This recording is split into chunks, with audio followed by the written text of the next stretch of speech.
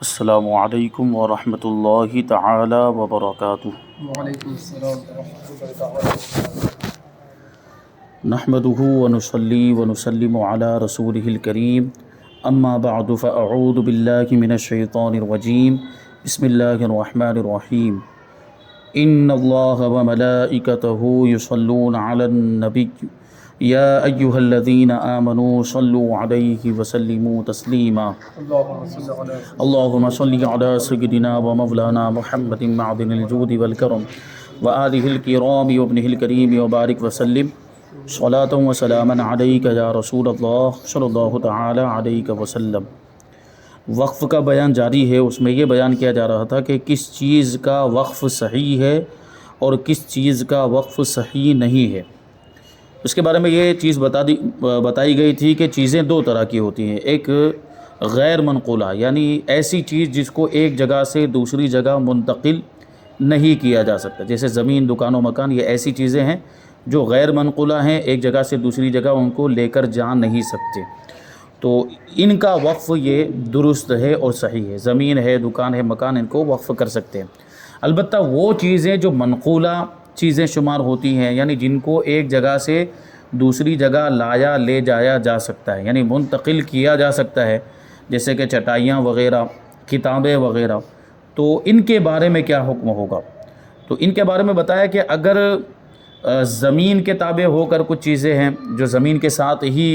وقف ہو جاتی ہیں اور ان کو مان لیا جاتا ہے کہ یہ بھی اس کے ساتھ ہی میں ہیں، ایک ہی حکم میں ہے، جیسے کھیت جب وقف کیا جاتا ہے تو کھیت کا جو بھی ساز و سامان ہوتا ہے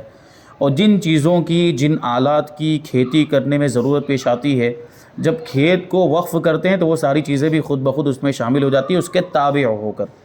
یعنی مان لیا جاتا ہے کہ یہ بھی اس میں شامل ہے، اس کے تابع، کیونکہ کھیت ہے تو یہ اس کے لوازم میں سے اور اس کی ضروریات میں سے ہوتی ہیں۔ جیسے وہاں پہ مثالیں دی گئی تھی کہ بیل ہے، ہل جوتنے کے لیے ہوتا ہے، اس کا جو گاڑا ہوتا ہے، اور جو بھی ساز و سامان اس کے لیے جو استعمال ہوتا ہے کھیتی کرنے کے لیے، جب آدمی کھیت وقف کرتا ہے تو اس کے ساتھ یہ چیزیں تابع ہو کر شامل ہو جاتی۔ لیکن کچھ چیزیں ایسی ہوتی جو منقولہ تو ہوتی ہیں، یعنی ایک جگہ سے دوسری جگہ جن کو منتقل تو کیا جا سکتا ہے لیکن وہ کسی دوسری چیز کے تابع نہیں ہوتی۔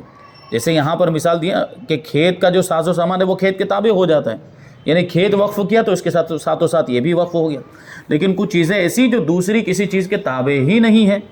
وہ اکیلی تنہا ہے، انفرادی طور پر ان کو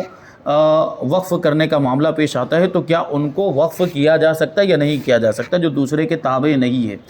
تو ایسی صورت میں حکم یہ بتایا گیا تھا کہ اگر ان کو وقف کرنے کا عرف اور رواج ہو تو ایسی چیزوں کو وقف کیا جا سکتا ہے، یعنی منقولہ ہونے کے ساتھ ساتھ، قابل انتقال ہونے کے ساتھ ساتھ وہ کسی دوسرے کے تابع نہیں ہیں، تو ایسی چیزوں میں جن چیزوں کے اندر وقف کا عرف اور رواج چلا ہوا ہے ان کو وقف کیا جا سکتا ہے، اور جن میں عرف اور رواج نہیں ہے ان کو وقف نہیں کر سکتے۔ تو اب آگے اسی کی تفصیل بتائیں گے کہ کچھ ایسی منقولی چیزیں بیان کر دیں کہ جن کے وقف کرنے کا عرف اور رواج ہے، یعنی ایک جگہ سے دوسری جگہ منتقل ہونے کی صلاحیت رکھنے والی جو چیزیں ہیں، ان میں کن چیزوں کو وقف کرنے کا عرف اور رواج ہمارے ہندوستان میں یا بر صغیر میں عام طور پر پایا جاتا ہے۔ تو اس کو بیان کر رہے ہیں کہ بعض وہ چیزیں جن کے وقف کا رواج ہے وہ یہ ہیں: مردہ لے جانے کی چارپائی، جس کو ہم جنازہ کہہ دیتے ہیں، یہ جیسے یہاں پہ رکھا ہوا یہ، اس کو مردہ لے جانے کی چارپائی، یعنی جس کو میت کو جس میں رکھا جاتا ہے، پھر اوپر سے جو چادر ڈالی جاتی ہے اور پھر اس کو کندھا دے کر، اس کو چارپائی کہہ رہے ہیں، اور اس کو جنازہ بھی کہہ دیتے ہیں ہم۔ تو یہ جو جنازہ ہے اس میں میت کو رکھا جاتا ہے، تو یہ بھی تو وقف ہوتا ہے، حالانکہ یہ قابل انتقال چیز ہے، بلکہ اس کو تو ایک جگہ سے دوسری جگہ لے کر جاتے ہی ہیں، منتقل ہوتی ہے یہ چیز، اور یہ کسی دوسری چیز کے تابع بھی نہیں ہے، یعنی ایسا بھی نہیں کہ کوئی دوسری چیز وقف کرو اور اس کے ساتھ یہ خود بخود وقف ہو جائے، نہیں، یہ اکیلا وقف کیا جاتا ہے، لیکن اس کا رواج ہے تو اس کا وقف درست ہو جائے گا۔ تو یہ تو ایک چیز ہوئی۔ دوسرے نمبر پر جنازہ پوش، یعنی وہ چادر جو جنازے کے اوپر رکھی جاتی ہے، جیسا بھی میں نے کہا، یہ چارپائی بھی وقف ہوتی ہے، اور اس پر ڈالنے والی چادر جس پہ کچھ لکھا بھی ہوتا ہے اللہ محمد، یا اگر کچھ لکھا ہوا بھی نہیں ہے تو وہ چادر جو ہے کہ ساتھ میں وقف ہوتی ہے۔ تیسرے نمبر پر میت کے غسل دینے کا تخت، جیسے یہاں پہ رکھا ہوا یہ میت کو غسل دینے کا تختہ ہے، تو یہ اس کے وہ بالکل وہ 4 پائے اس میں ہوتے ہیں، یہ فولڈنگ ہے، اس کو سیدھا کیا جاتا ہے، وہ 4 پائے تو وہ پھر اونچا ہو جاتا ہے، اسی میں میت کو رکھتے ہیں، اور یہ اسی کے لیے خاص طور پر بنوایا بھی گیا ہے کہ میت کو جب غسل دیتے ہیں تو اس میں یہ چاروں طرف سے وہ گھرا ہوا رہتا ہے، تو پانی اسی میں رہتا ہے، پانی سائیڈ میں سے کناروں پر سے بہتا نہیں ہے، اسی میں جمع ہو کر ایک کنارے پر وہ سوراخ بنا دیا ہوا ہے، تو وہیں سے اس میں پائپ بھی لگا دی ہوئی ہے، اور اسی پائپ میں سے آپ اس کو کسی موری وغیرہ میں آپ اس کو کنیکشن دے دیں تو وہیں پر نکل جاتا ہے اس کا پانی۔ تو یہ بھی وقف کیا جاتا ہے، قرآن شریف وقف کیا جاتا ہے، کتابیں وقف کی جاتی ہے، دیگ وقف کی جاتی ہے، یعنی مسجد ہے، مدرسہ ہے، اس کے لیے دیگیں دے دی، یا دوسرے کچھ برتن ہوتے ہیں جو شادی بیاہ وغیرہ میں استعمال ہوتے ہیں، لوگ لے کر جاتے ہیں، پھر ان کا کرایہ دے دیتے ہیں، تو وہ کرایہ مسجد اور مدرسے میں لگایا جاتا ہے۔ دری ہے، دری یعنی بچھانے کے لیے، جیسے یہ دری بچھانے کی جس پر بیٹھتے ہیں بچھا کر، اور قالین یعنی وہی گالیچہ جس کو ہم اپنی زبان میں کہتے ہیں، کارپیٹ جو نماز پڑھنے کے لیے بچھاتے ہیں۔ شامیانہ یعنی اگر کہیں پہ مسجد ہے اور مسجد میں کچھ جگہ خالی بھی ہوتی ہے، ایسی جہاں پہ دھوپ آنے کا اندیشہ ہوتا ہے، دھوپ آتی بھی ہے کبھی، جیسے یہاں بیچ میں حصہ خالی، ابھی تو اوپر بنا دیا گیا لیکن بیچ میں حصہ خالی ہوتا ہے، تو جمعہ وغیرہ میں جب صحن میں پبلک ہوتی ہے، نماز پڑھنے والے ہوتے ہیں، تو دھوپ کی وجہ سے پریشانی ہوتی ہے، تو وہاں پہ اوپر شامیانہ لگانے کی ضرورت پیش آتی ہے، تو وہ شامیانہ بھی وقف کیا جاتا ہے۔ پھر آگے بتاتے ہیں کہ شادی اور برات کے سامان کے ایسی چیزوں کو لوگ وقف کر دیتے ہیں کہ اہل حاجت ضرورت کے وقت ان چیزوں کو کام میں لائیں، پھر متولی کے پاس واپس کر جائیں، یعنی اس کا جو بھی کرایہ وغیرہ بنتا ہو وہ دینے کے بعد متولی کو یہ چیزیں، شادی بیاہ بارات وغیرہ میں جو بھی چیزیں استعمال ہوتی ہیں، جیسے ہمارے یہاں پہ رکھی ہوئی یہ کرسیاں بھی رکھی ہوئی ہیں، یہ فلاٹ بھی رکھے ہوئے، ٹیبل بھی رکھے ہوئے ہیں، یہ ساری چیزیں رکھی ہوئی ہیں، تو ان کو کیا کرتے ہیں، دیتے ہیں کرائے پر، اور اس کا جو بھی کرایہ ہوتا ہے وہ مسجد میں لگایا جاتا ہے، اور اس کو پھر یہ استعمال کر کے واپس رکھ کے چلے جاتے ہیں۔ یوں ہی بعض مدارس اور یتیم خانوں میں سردیوں کے کپڑے اور لحاف، گدے وغیرہ وقف کر کے دے دیے جاتے ہیں کہ سردیوں میں طلبہ اور یتیموں کو استعمال کے لیے دیے جاتے ہیں، اور سردیاں نکل جانے کے بعد واپس لے لیے جاتے ہیں۔ ایسا بھی ہوتا ہے، اور کبھی ایسا ہوتا ہے کہ پورے طور پر دے ہی دیے جاتے ہیں، یعنی اب دے دیے کہ اب استعمال کریں، وہ مدرسے کے اندر ہی پھر رہتے ہیں، تو وقف کیا ہے، حالانکہ یہ قابل انتقال چیز ہے، گدے وغیرہ جو بھی سامان، اوڑھنے کا سامان، تو یہ ساری چیزیں جو ہیں قابل انتقال چیزیں، اس کے باوجود ان کا وقف درست ہے کیونکہ ان کا رواج ہے، ان کا عرف ہے۔ 13 نمبر پر کہتا ہے کہ قرآن مجید رکھنے کی رحل، قرآن مجید رکھنے کے لیے جو رحل ہوتی ہے جس پر قرآن مجید رکھا جاتا ہے، یہ بھی تو وقف ہوتی ہے۔ اور گھڑیاں، مسجدوں کے اندر گھڑیاں وقف کی جاتی ہیں، مدرسوں میں بھی کی جاتی ہیں، پنکھے وقف کیے جاتے ہیں، ٹیوب لائٹیں وقف کی جاتی ہیں، اذان و نماز کے لیے مائک وقف کیا جاتا ہے، بیت الخلاء کے لیے لوٹے وقف کیے جاتے ہیں، ٹوپیاں وقف کی جاتی ہے، اور ٹوپیاں رکھنے کے لیے ڈبے وقف کیے جاتے ہیں۔ مدارس میں بلیک بورڈ بھی وقف، مدرسہ ہے تو بلیک بورڈ کی ضرورت پڑی، تختہ سیاہ جس کو کہتے ہیں اردو میں، بلیک بورڈ انگلش میں کہتے ہیں، اس کی بھی ضرورت ہے، تو وہ بھی وقف کیا جاتا ہے۔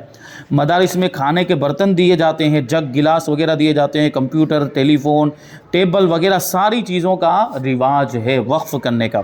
تو اس کے علاوہ بھی بہت ساری چیزیں ایسی ہیں جن کے وقف کرنے کا ہمارے زمانے میں رواج اور عرف موجود ہے، تو وہ چیزیں بھی یہاں تو کچھ شمار کرا دی، مثال کے طور پر کچھ چیزیں یہاں پر شمار کرا دی، اس کے علاوہ بھی دوسری چیزیں ہو سکتی ہیں جن کو وقف، جیسے جھاڑو وغیرہ بھی تو وقف ہوتی ہے مسجد میں، جھاڑو وقف کی، اور بھی دوسرا کچھ سامان ہوتا ہے جو جیسے تولیہ، ہمارے زمانے میں یہ تولیہ لگا ہوا ہے مسجد کے اندر، یہ تولیہ بھی وقف کیا جاتا ہے، تو ان چیزوں کو اس میں شمار نہیں کیا، لیکن ہوں گی ایسی بہت ساری اور چیزیں بھی ہوں گی جن کے وقف کرنے کا رواج ہوتا ہے۔ آگے ہے کہ درختوں کا وقف کب صحیح ہے اور کب نہیں۔ جواب، درخت لگائے اور انہیں ماں زمین وقف کر دیا تو وقف جائز ہے، یعنی زمین میں، جس زمین میں وہ درخت لگائے اسی زمین کے ساتھ درختوں کو بھی وقف کر دیا تو یہ وقف درست، یعنی اب کیا ہوا، زمین بھی وقف ہو گئی اور وہ درخت بھی وقف ہو گئی، یعنی زمین کا استعمال بھی وقف کے لیے کیا جائے گا، اور اس درخت میں سے جو بھی پھل وغیرہ حاصل ہوں گے ان کو بیچنے کے بعد وہ سب اسی وقف میں لگایا جائے گا۔ اور اگر تنہا درخت وقف کیے، زمین وقف نہ کی تو یہ وقف صحیح نہیں ہے، کیونکہ کیا ہوگا اب یہاں پر معاملہ یہ ہے کہ زمین اس کی ہے، زمین کا مالک، وہ وقف کرنے والا زمین کا مالک، کیونکہ زمین کو تو وقف نہیں کر رہا ہے، اور اس نے اپنی ہی زمین کے اندر یہ درخت لگائے ہوئے ہیں، اور درخت کو وقف کر رہا ہے کا کیا مطلب، اس کو اپنی ملکیت میں سے نکالنا چاہتا ہے، وہ جو اب ظاہر سی بات جو بھی چیز وقف کی جاتی ہے وہ مالک کی ملکیت سے، وقف کرنے والے کی ملکیت سے نکل جاتی ہے، تو اب ہوگا کیا کہ زمین تو اس کی ملکیت میں رہی اور اسی زمین میں لگا ہوا درخت اس کی ملکیت سے نکل چکا ہے، تو یہ کیسے ہو سکتا ہے، یہ اس کی ملکیت مشغول ہو جائے گی، یعنی اس کی ملکیت کے ساتھ یہ دوسرے کی ملکیت، اب وہ وقف کی ملکیت تو اللہ تعالیٰ کی ملکیت ہے، یعنی اس کی ملکیت کے ساتھ اللہ تعالیٰ کی ملکیت دونوں خلط ملط ہو جائے گی، اس لیے دونوں کو وقف کرنا ضروری ہے، زمین کو بھی وقف کیا جائے گا اور درخت کو بھی، یعنی اگر درخت کو وقف کرنا چاہتے ہیں تو اس کے ساتھ اس کی زمین بھی وقف ہوگی۔ اب آگے بہت اہم چیز ہے مصارف وقف، یعنی وقف کی جو بھی آمدنی وغیرہ ہوتی ہے اس کو کہاں پر خرچ کیا جائے گا، کن کاموں میں لگایا جائے گا، بہت اہم سوال ہے۔ تو وقف کی آمدنی کے مصارف کون سے ہیں؟ جواب، وقف کی آمدنی کا سب سے بڑا مصرف یہ ہے کہ وہ وقف کی عمارت پر صرف کی جائے۔ جو بھی آمدنی سب سے پہلے عمارت، یعنی عمارت میں لگانے کی ضرورت ہے، جیسے ریپیئرنگ کی ضرورت ہے، مرمت کی ضرورت ہے، رنگ و روغن کی ضرورت ہے، یعنی وہ رنگ و روغن جو واقف کے زمانے میں بھی ہوتا تھا، یعنی جو بھی وہ واقف اپنی زندگی میں جو کچھ کرواتا تھا وقف کی عمارت کے اندر، تو وہ اب بھی جاری رکھا جائے گا، اس کو آگے بیان کرتے ہیں، اور اسی پر یہ وقف کی آمدنی کو سب سے پہلے اسی پر خرچ کیا جائے گا، بعد میں دوسرے مصارف آئیں گے، اس کو بیان کرتے ہیں کہ وقف کی عمارت پر صرف کیا جائے گا اس کی آمدنی کو۔ اس کے لیے یہ بھی ضروری نہیں ہے کہ واقف نے اس پر صرف کرنے کی شرط لگائی ہو۔ کیا مطلب ہوا کہ وقف کرنے والے نے ایسا کچھ بھی نہیں کہا تھا کہ اس کی آمدنی کو وقف کی عمارت میں لگانا، اس کی میں شرط لگاتا ہوں، ایسی کوئی بات نہیں کی تھی۔ اس کے باوجود سب سے پہلے جو آمدنی ہے وہ عمارت میں ہی لگائی جائے گی، یعنی شرائط وقف میں اس کو نہ بھی ذکر کیا ہو، جب بھی صرف کریں گے یعنی عمارت میں اس کو لگائیں گے کہ اس کی مرمت نہ کی تو وقف ہی جاتا رہے گا، یعنی اگر عمارت کا خیال نہیں رکھا اور عمارت کی مرمت وغیرہ نہیں کروائی، اس کی ریپیئرنگ وغیرہ نہیں کہہ رہا تو عمارت گر بھی سکتی ہے، اور جب عمارت گر جائے گی تو وقف ہی ختم ہو جائے گا، تو وقف کو باقی رکھنا تو ضروری ہے، اس کی حفاظت ضروری ہے، اس لیے سب سے پہلے عمارت کا دھیان رکھا جائے گا۔ عمارت میں جس طرح کی ضرورت، جیسے کوئی بلڈنگ مکان کو وقف کر دیا، دکان کو وقف کر دیا ہے، تو اس کی ریپیئرنگ وغیرہ پر، اس کی دیکھ بھال پر خرچ کیا جائے گا وقف کی آمدنی کو، تاکہ وہ صحیح سلامت اور محفوظ رہے اور وقف کا سلسلہ جاری رہے۔ اگر اس پر توجہ نہیں دی گئی اور عمارت کمزور ہو گئی اور گر گئی تو وقف ختم ہو جائے گا، اس لیے وہاں پہ خرچ کیا جائے گا۔ عمارت پر صرف کرنے سے یہ مراد ہے کہ اس کو خراب نہ ہونے دیں۔ صرف کرنے سے مراد کیا ہے؟ اس کو اب دیکھیں صحیح سالم ہے، بالکل درست ہے، اس میں کچھ خرچ کرنے کی ضرورت نہیں ہے، پھر بھی خرچہ کر رہا ہے، مطلب اگر خراب ہو گئی ہے یا خراب ہونے کا اندیشہ ہے یا کمزور ہو رہی ہے تب خرچ کیا جائے گا، تو اس کو خراب نہ ہونے دیں۔ اس میں اضافہ کرنا عمارت میں داخل نہیں ہے۔ کیا مطلب ہوا کہ جو عمارت واقف نے وقف کرتے وقت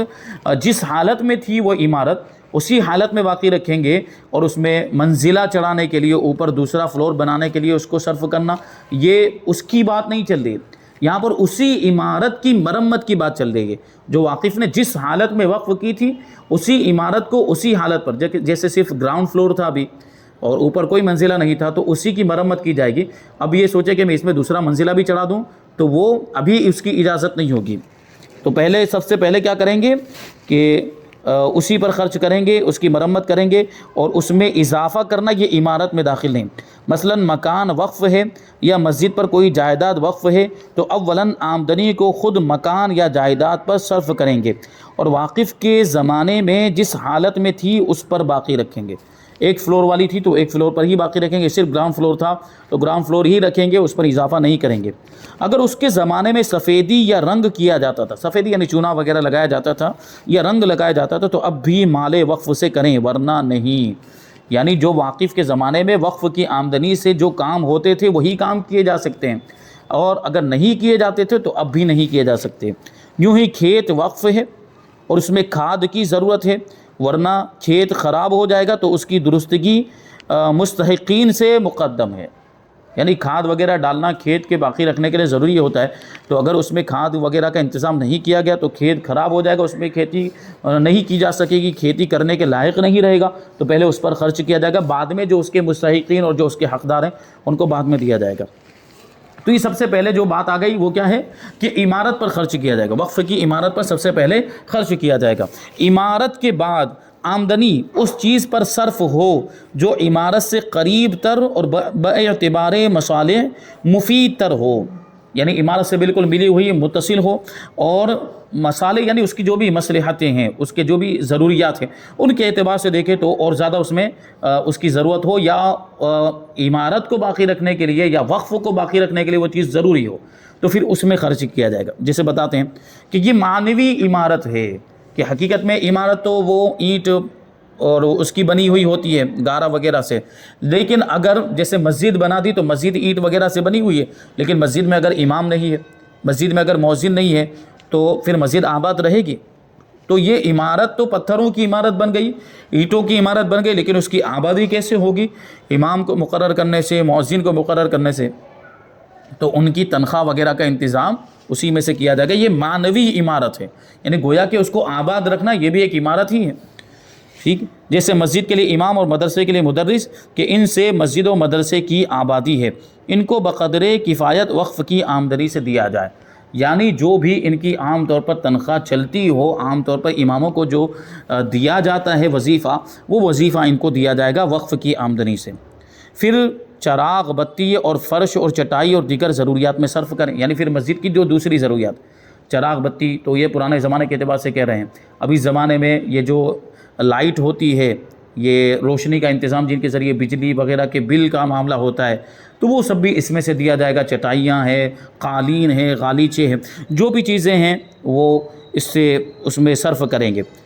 اور جو اہم ہو اسے مقدم رکھیں، یعنی جس چیز کی زیادہ ضرورت ہے پہلے اس میں خرچ کریں گے۔ جیسے اگر چٹائی کی ضرورت ہے تو پھر دوسرے کسی کام میں خرچ نہیں کریں گے جس کی اتنی ضرورت نہیں ہے، پہلے چٹائی میں خرچ کریں گے، بعد میں دوسرے کاموں کو دیکھیں گے۔ اور یہ اس صورت میں ہے کہ وقف کی آمدنی کسی خاص مصرف کے لیے معین نہ ہو، بس مطلقاً مسجد کے لیے، مثال کے طور پر مطلقاً مسجد کے لیے مکان وقف کر دیا تھا، اب مسجد کا جو بھی کام ہے، مسجد کے جو بھی مسالے ہیں، جو بھی ضروریات ہیں، وہاں پر اس کی آمدنی کو خرچ کیا جا سکتا ہے، یہ معین نہ کیا ہو تب۔ لیکن اگر معین کر دیا، متعین کر دیا، یعنی کسی ایک کام کو خاص کر دیا کہ یہ مکان کو میں وقف کر رہا ہوں، اس کی جو بھی آمدنی ہوگی اسی خاص کام میں ہی خرچ کی جا سکتی ہے، جیسے مثال کے طور پر سمجھیں۔ اور اگر معین ہے، مثلا ایک شخص نے وقف کی آمدنی چراغ بتی کے لیے معین کر دی، یہ روشنی کا انتظام کیا جائے گا، روشنی کے اندر انتظام کرنے میں جتنی چیزوں کی ضرورت پڑے گی یہ وقف کی آمدنی اسی میں لگائی جائے۔ یا وضو کے پانی کے لیے تعین کر دی ہے کہ اس وقف جو بھی مکان میں وقف کر رہا ہوں یا دکان وقف کر رہا ہوں، اس کی جو بھی آمدنی ہو اس سے پانی کا انتظام کیا جائے، وضو کے پانی کا انتظام کیا جائے، تو اب اسی میں اس کو استعمال کیا جا سکتا ہے، اب دوسرے کسی کام میں اس کو استعمال نہیں کر سکتے۔ تو وہی کہہ رہے ہیں، تو عمارت کے بعد اسی مد میں اس کو صرف کریں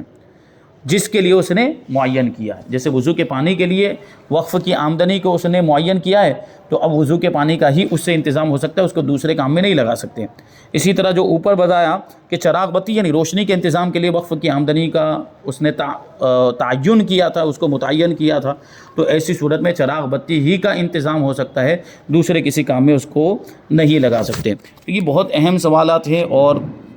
بہت توجہ طلب ہیں۔ آگے ایک اور سوال شامل کر لیتے ہیں کہ عمارت میں خرچ کرنے کی ضرورت تھی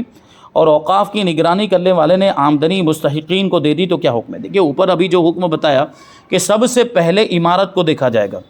عمارت میں ضرورت ہے تو سب سے پہلے وقف کی عمارت میں ہی اس کی آمدنی کو خرچ کیا جائے گا، اور باقی کے جو مستحقین بتائے گئے امام، مؤذن، مدرس، استاذ وغیرہ، جو بھی چراغ بتی، فرش، چٹائیاں وغیرہ سارے انتظامات یہ بعد میں دیکھے جائیں گے۔ پہلے کیا کریں گے؟ اگر عمارت کو ضرورت ہے تو پہلے عمارت میں خرچ کریں گے۔ اور یہاں کیا بات ہو گئی کہ عمارت میں خرچ کرنے کی ضرورت تھی، اس کے باوجود یہ دوسرے مستحقین کو آمدنی دے دی وقف کی، تو اب کیا حکم ہوگا؟ جواب: عمارت میں صرف کرنے کی ضرورت تھی اور ناظر اوقاف یعنی وقف کی نگرانی کرنے والا، متولی کہہ لیجئے، اس نے وقف کی آمدنی عمارت وقف میں صرف نہ کی بلکہ دیگر مستحقین کو دے دی، دوسرے حقداروں کو دے دی، تو اس کو تاوان دینا پڑے گا، یعنی متولی کو جو نگرانی کرنے والا ہے اس کو اس کا تاوان دینا پڑے گا کہ عمارت میں لگانا ضروری تھا اور عمارت میں لگانے کی جگہ پر اس نے دوسرے مستحقین کو دے دیا، تو اس کی طرف سے یہ کوتاہی پائی گئی۔ تو جو جتنا بھی اس نے دیا ہے اور عمارت میں جتنے بھی پیسوں کی ضرورت تھی اب اس کو اپنی طرف سے دینا ہوگا، یعنی جتنا مستحقین کو دیا ہے اس کے بدلے میں اپنے پاس سے عمارت وقف پر وہ صرف کرے گا۔ جیسے 10,000 روپے اگر دے دیے مستحقین کو تو وہ 10,000 روپے اب اپنی طرف سے دے گا مسجد میں یا جو بھی وقف ہے، اور اس کی عمارت میں پھر وہ پیسے لگائے جائیں گے۔ اتنی احتیاطیں تو آج کل کے متولی اور ٹرسٹی کہاں کرتے ہیں، جہاں من میں آتا ہے، جہاں ان کا جی چاہتا ہے وہاں پہ وقف کی آمدنی کو خرچ کر دیتے ہیں، اور کچھ بھی اس کے تعلق سے غور و فکر نہیں کرتے، اور مسائل معلوم کرنے کی بھی ان کو فکر نہیں ہوتی کہ اس کے تعلق سے مسائل معلوم کریں کہ وقف کی آمدنی کو کہاں لگانا ہے کہاں نہیں لگانا ہے۔ تو دیکھا آپ نے کہ اگر عمارت میں ضرورت ہے تو یہاں تک کہ امام کو بھی نہیں دے سکتے، اگر عمارت میں لگانے کی ضرورت ہو تو امام کو بھی اور مؤذن کو بھی نہیں دے سکتے، اور اگر امام اور مؤذن کو دے دیا تو پھر اب اس کو متولی کو اپنی طرف سے اتنے پیسے پھر عمارت میں لگانے پڑیں گے، عمارت میں صرف کرنے پڑیں گے۔ تو یہ بڑے اہم مسائل ہیں۔ اب انشاءاللہ تبارک و تعالیٰ اور چیزیں اس میں شامل کریں گے، وہی کہ عمارت میں خرچ کرنے کی ضرورت تھی لیکن اس کے باوجود مستحقین کو دے دیا، یا یہ تھا کہ عمارت میں خرچ کرنے کی ضرورت بہت زیادہ تھی اور عمارت میں وقف کی آمدنی لگاتے ہی رہے یہاں تک کہ مستحقین کے لیے کچھ بھی نہیں بچا، جیسے امام اور مؤذن یا مدرس ہے اس کے لیے کچھ بھی نہیں بچا ہے کہ اس کو تنخواہ کے طور پر کچھ دیا جائے، تو پھر اس کو تنخواہ کہاں سے لا کر دی جائے گی؟ اور اگر کئی سالوں تک تنخواہ نہیں دی گئی تو کیا وہ گزرے ہوئے سالوں کی تنخواہ کے مستحق ہوں گے؟ یعنی عمارت کا کام ہو جانے کے بعد، عمارت کا کام جب تک ہو رہا تھا وہاں تک ان کو تنخواہ نہیں دی گئی، اب عمارت کا کام مکمل ہو چکا ہے، اب وہ جو وقف کی آمدنی آ رہی ہے تو کیا گزرے ہوئے سالوں کی جن کی جو تنخواہ ان کو نہیں ملی کیا وہ اب دی جائے گی؟ تو یہ بہت اہم سوال ہے، اس کو جو ہے کہ انشاءاللہ تبارک و تعالیٰ آگے شامل کریں گے، اور بھی بہت سی اہم باتیں اس میں آئیں گی۔ اللہ تبارک و تعالیٰ کی بارگاہ میں دعا ہے کہ جو کچھ بھی بیان ہوا اس پر ہم سب کو عمل کرنے کی توفیق عطا فرمائے۔ وما علینا الا البلاغ۔ السلام علیکم۔